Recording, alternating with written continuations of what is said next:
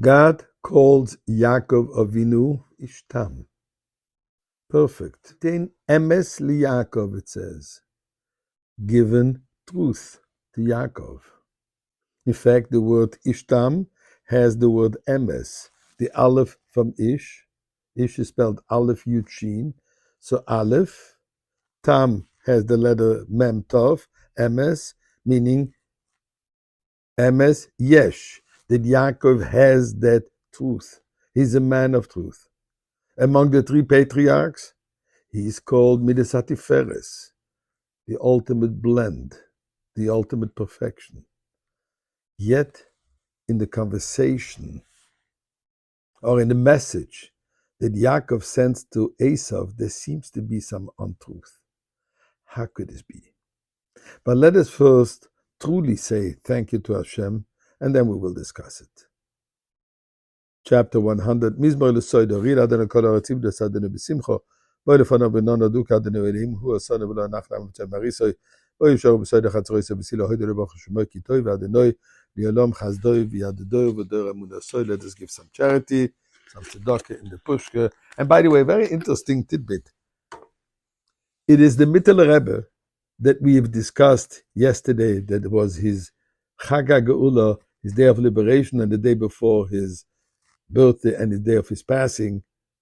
He was the one to invent, quote unquote, to come up with this idea of the tzedakah box, the pushka, which is so common and so widely, worldwide, a reality, a staple. It was the Mittel Rebbe's brilliant idea. So that's just a little tidbit. So, my question. Yaakov is going to face his battle, he's afraid, his confrontation, his meeting, wasn't sure how it's going to end up, with his brother Esau. After all these years that he's been away, now he's going back to home and he knows he's going to have to face him. And he sends the following message to him. He sends his messengers and he tells them to say, this is how you speak to my master. To my master, Esau. And it continues. I've sent all this to you. So, again, using the term Esau, his master. We just said Yaakov is a man of truth. Esau is not his master. Esau is his opponent. And it is Yaakov's task to appease him, destroy him, transform him, battle him, flattering him.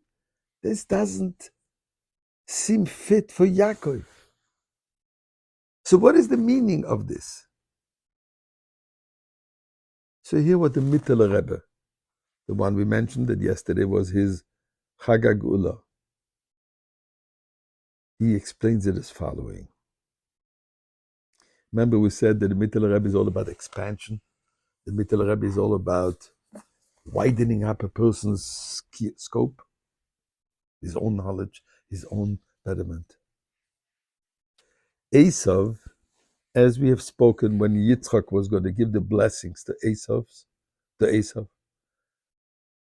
Esau's origin, his divine source, is from an extremely high level, which is the Olam of Tohu, the world of chaos. Very powerful lights, but they're not structured. They're not organized.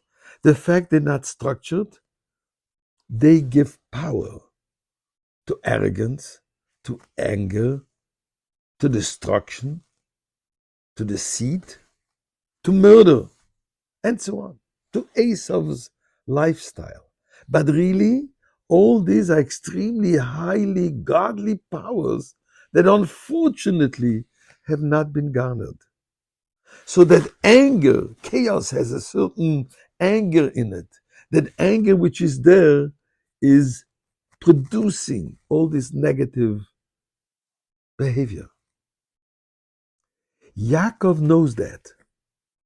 Yaakov speaks to that level. And Yaakov speaks to the level where Esau will hear that he calls him master. In other words, tapping into the essence of Esau. This will appease his anger. This will appease his negativity and bring out the real power, the real beauty, which is there within Esau, which is exactly what happened. Esau melted. Esau embraced him. That's why Yaakov calls him my master. In other words, his ultimate powers are really Yaakov's master. When will they be fully mastered?